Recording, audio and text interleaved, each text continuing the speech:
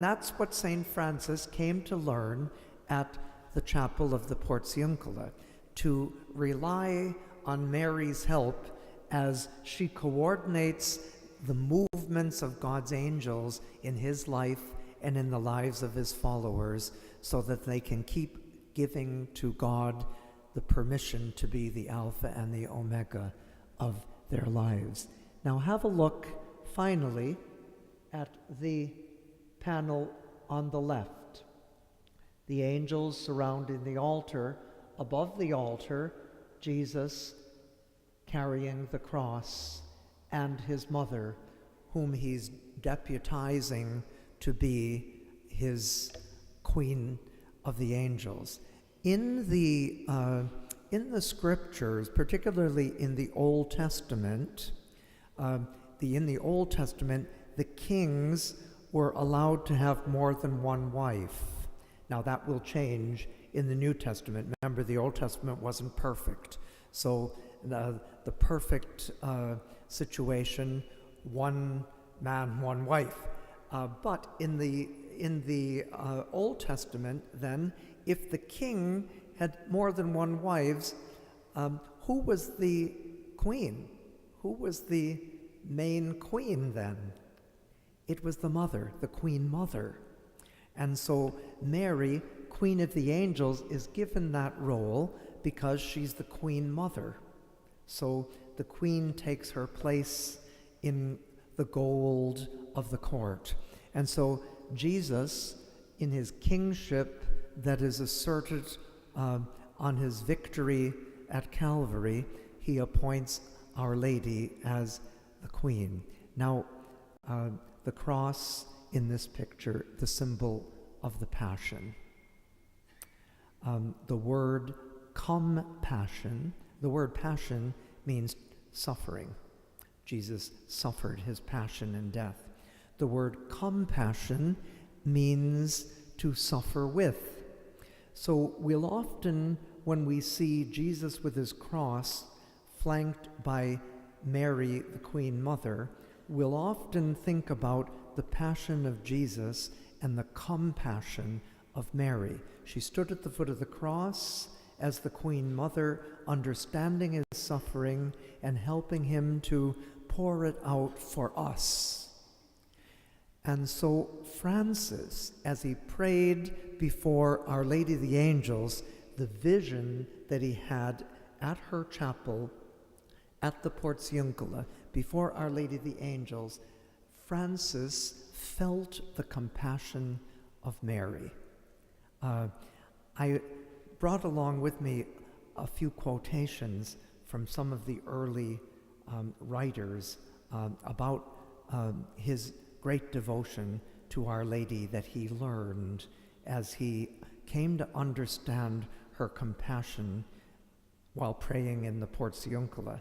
And there are such beautiful passages, and I know this is being recorded so that you can reflect later on it. So I ask you to bear with me as I just quote a few of these passages about Francis's profound personal relationship with Our Lady. It's not just a devotion, it's a spiritual bond, a spiritual relationship. And as you pray before this window, you're invited not just to share Francis's stance of giving God permission, but to share his inner secret of giving God permission, because you have a personal relationship with the woman who, of our entire human race, gave God the greatest permission. Francis learned how to give God permission from Mary because she had given God permission in Nazareth when she said, "Let it be done to me," and conceived Jesus Christ, because she had given God permission on Calvary when, as the Queen Mother, she gave her son to be crucified. And so one of Francis's early biographers, Thomas of Celano, wrote this: "Toward the mother of Jesus, Francis was filled with an inexpressible love, because it was she who made the Lord of Majesty our brother. He sang special praises to her, poured out prayers to her, offered her his affections, so many and so great that the tongue of man cannot recount them. And what delights us most, he made her advocate of the order and placed under her wings the sons he was about to leave, that she might cherish them and protect them to the end.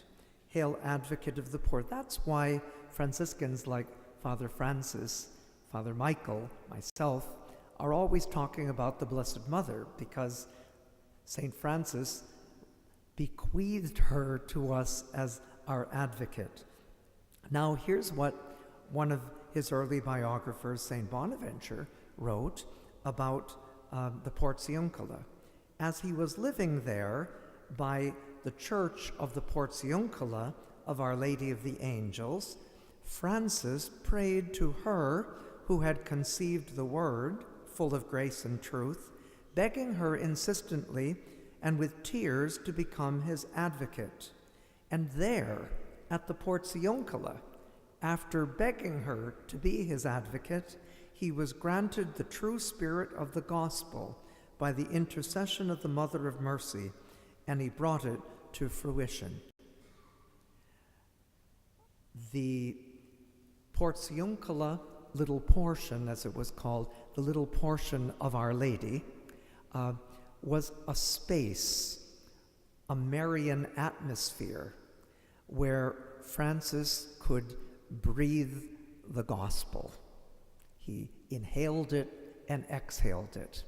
When you come here into this Church of St. Gregory and you pray before this window, you inhale and exhale the spirit of the gospel. God sending Our Lady, who unites all the angels to assist you in all the needs of your lives, to give God permission and let him be your Alpha and your Omega. Now, Francis reached a point where he was so enthralled with this chapel of the Portiuncula of Our Lady that he went to his friend, Pope Innocent III. Now, Pope Innocent III was one of the greatest popes of the Middle Ages. He lived in the 13th century. And he asked a special favor of Pope Innocent III. He asked Pope Innocent III to give to any person who entered that chapel in Assisi a plenary indulgence for all their sins that would wipe away the corporal punishment, the temporal punishment due to all sins that they had committed. Even if they'd gone to confession, all of us still know that even after we've been absolved in confession, there is still the residue, the effects of sin that remain that we need to be cleansed of. That's what purgatory is. But we can have even purgatory wiped away, absolved, if we gain a plenary indulgence, a full indulgence. Now, up until the time of Francis, to get that indulgence, you had to go to the Holy Land. That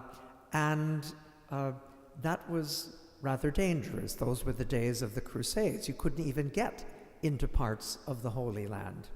And so he asked Pope Innocent if Pope Innocent would give any pilgrim who came and prayed in the Portiuncula the same plenary indulgence that they would have had to get were they going all the way to the Holy Land. And Pope Innocent said yes. Now, being the Pope, he said, I'll write this down for you for the future. Francis said to him, not necessary. Your words are enough for me. The Pope said, what do you mean? Where are you going, little man? After Francis started to walk away, after the Pope gave him the promise of the plenary indulgence. Where are you going, little man? Come back, I need to write this down, Pope Innocent said. Francis said, "Your word is enough for me. I do not need any paper. The Blessed Virgin Mary is my parchment. Christ is my notary, and the angels are my witnesses." The Blessed Mother is my parchment, Christ is my notary, and the angels are my witnesses. And so from the 13th century onward, the Portiuncula indulgence came to be given. And later it was extended to the Universal Church on the feast of Our Lady of the Angels, the 2nd of August. So every year on the 2nd of August, if you go into a Franciscan church, you can obtain the Portiuncula indulgence. But since the Second Vatican Council, that was even extended so that every year on the 2nd of August, you can go into any church, and if you pray for the intentions of the Holy Father and you meet the other requirements, namely sacramental confession within 8 days before or after, sacramental communion within 8 days before or after, you can obtain the Portiuncula indulgence. It's that important. Won't you want to come here on August 2nd into the Church of St. Gregory the Great in front of the Portiuncula window to obtain the Portiuncula indulgence? The Portiuncula, we might say, was the house that wisdom built. Wisdom in the scriptures is more than just being smart. It's belonging to God and letting Him be the Alpha and the Omega of your life, the way Francis did, the way Mother Teresa did, the way St. Gregory the Great did, and letting God have your permission to be the God that He is, but not just in the abstract, in the concrete, in your lives. As we reflect tonight then on this mystery of Our Lady of the Angels and the Portiuncula, and it evokes from each one of us a renewed desire, imitating Francis, to give ourselves to Our Lady, to entrust ourselves. We can't help but be mindful of the two great popes of the most recent period in our lives.